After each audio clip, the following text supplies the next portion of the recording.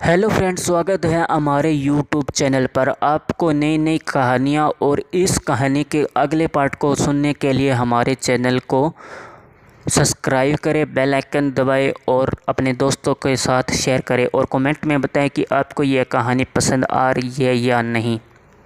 दोपहर हो चुकी थी। चिक्कू और बिन्नी अपने अपने लैपटॉप पर लगी हुई थी। तभी मिस टुनटुन जल्दी से उनके कमरे में आई और बोली, मेरी बच्चियों, मुझे घर जाना होगा। वहाँ बहुत बड़ी इमरजेंसी आ गई है, मुझे अभी के अभी निकलना पड़ेगा। मिस टुनटुन की बात सुनकर दोनों लड़कियों की नज़र लैपटॉप से हटकर उन पर जा लगी। दोनों लड़कियां उदास आंखों से उन्हें देख रही थी तो मिस टुनटुन ने लंबी सांस लेकर कहा, मैं जानती हूँ बेटा, तुम दोनों को मेरी ज़रूरत है, लेकिन तुम दोनों तो अपना काम समझती हो ना। एक पल की देरी भी किसी ज़िंदगी को बर्बाद कर सकती है।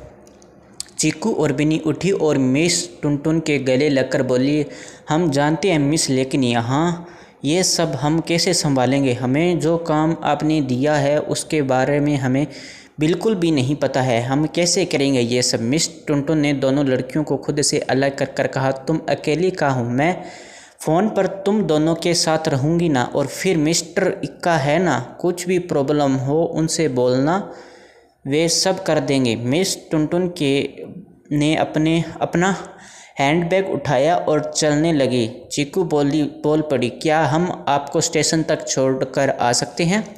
मिस टुनटुन मुस्कुरा कर बोली, हाँ बिल्कुल। कुछ देर बाद तीनों लेडीज़ रेलवे स्टेशन पर खड़ी थी। कुछ देर बाद ट्रेन आ गई और मिस टुनटुन वापस अपने घर चली गई। उनके जाते ही चिक्कू ने अंगड़ाई ली और बोली, अब हम आज़ाद हैं। बिन्नी ने उसे घूर कर देखते हुए कहा, तुम तो ऐसे बोल रही हो मानो मिस ने तुझे किसी पिंजरे में कैद कर कर रखा हो।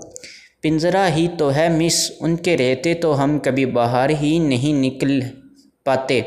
अब देखना तुम, मैं तुझे पूरा जयपुर घुमाऊंगी। चिक्कू ने फिर इधर उधर देखते हुए कहा। तभी एक लगभग 40 साल का आदमी उनके सामने आकर बोला, मैडम, अब हमें घर चलना चाहिए। मिस ने मुझे कहा है कि आप दोनों पर मैं नज़र रखूं, इसलिए आज से मैं आप दोनों के साथ बाहर जाया करूंगा। हैं? क्या क्या? तुम कौन हो भाई?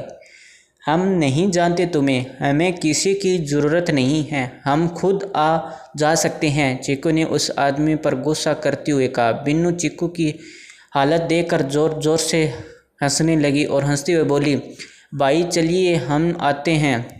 बिन्नू ने चिक्कू का कान पकड़कर बोला, पागल लड़की, वो इक्का सिंह है जिसके बारे में मिस ने बताया था, ये ही हमें काम के बारे में बताएंगे और वहाँ तक पहुँचाएंगे, समझी बुद्धू? चिक्कू, जो कुछ देर पहले आज़ादी पाकर खुश हुई थी, उसने बारी आंखों से बिन्नी को देखा और उसके आगे चल पड़ी। गाड़ी में बिन्नू ने इक्का से कहा, भाई क्या आप हमें वो जगह दिखाएंगे जहाँ हमें काम करना है? इक्का ने गाड़ी चलाते हुए कहा, जी दीदी, मिस ने मुझे कहा है कि मैं आप दोनों को अपने अपने वर्क प्लेस पर ड्रॉप कर दूँ। बिन्नी ने कहा तो इक्का भी चुपचाप गाड़ी चलाने लगा। इक्का ने चिक्कू को मेहता मेंशन के बाहर ड्रॉप किया और बिन्नी को एक बड़ी सी फैक्ट्री के बाहर ड्रॉप कर कर खुद चला गया।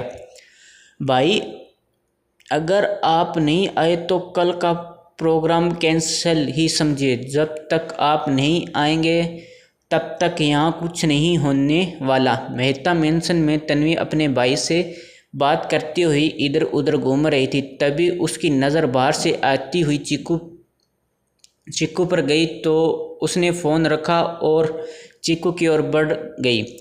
चिक्कू के हाथ में कुछ न देखकर तन्वी ने कहा, जी कहिए, किससे मिलना है आपको? चिक्कू ने मेहता मेंशन को देखते हुए कहा, फ़िलहाल तो किसी से भी नहीं मिला, मुझे इस महल को देख लेने दो, फिर बताती हूँ।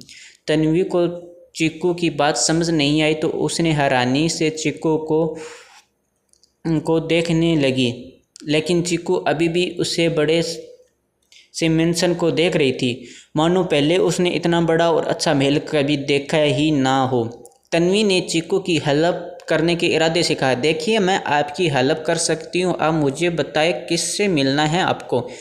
मुझे आप ये बताएं, इस महल में कितने लोग रहते हैं, कौन से राजा रहते हैं, उनका नाम भी तो उनकी सा ही होगा ना, और आप ज़रूर यहाँ की दासी होंगी। चीकू ने तन्वी को ऊपर से नीचे देखते हुए कहा।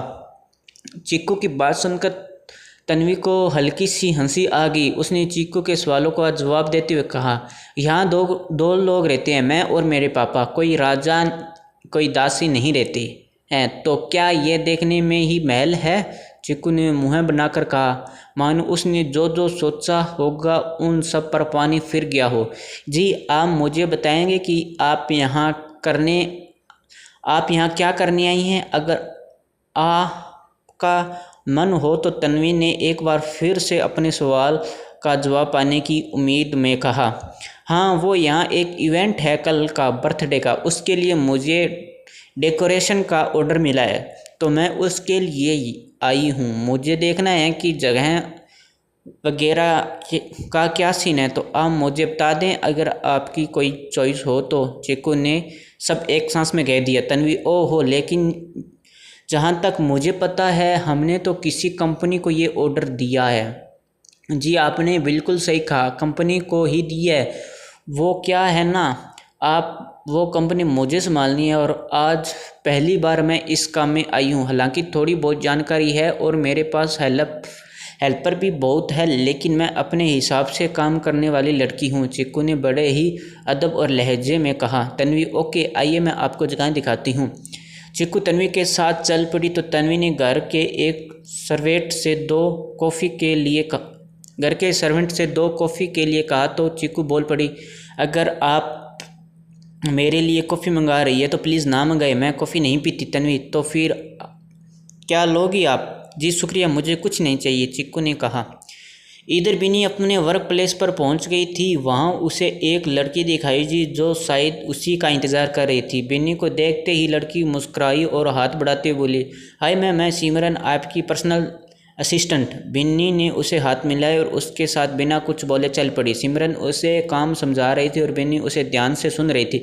कुछ देर बाद दोनों एक ऑफिस में बैठी तो सिमरन ने कहा, आपको काम तो समझ आ गया है ना मैम?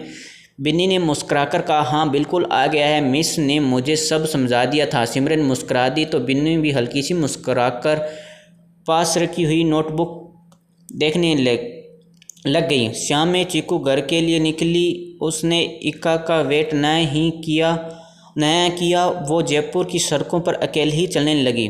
चीकू अपनी मस्ती में चल रही थी कि तभी एक गली से अचानक से एक साइकिल पर एक बच्चा आ गया, जिससे चीकू को हल्का सा धक्का लग गया और वो गिरी, लेकिन उसने अपनी हथेली को ज़मीन पर टिका दिया था। चीकू उठी और उसने बिना देखे कहा, अबे देख कर नहीं। चीकू की नज़र जब उस लड़के पर पड़ी तो उसने अपनी बात अधूरी छोड़ दी। लड़का उसके सामने अपने दोनों कानों को पकड़ कर सर झुकाए खड़ा था, जिससे देखकर चीकू का दिल पिघल गया और वो चुप हो गई। धन्यवाद।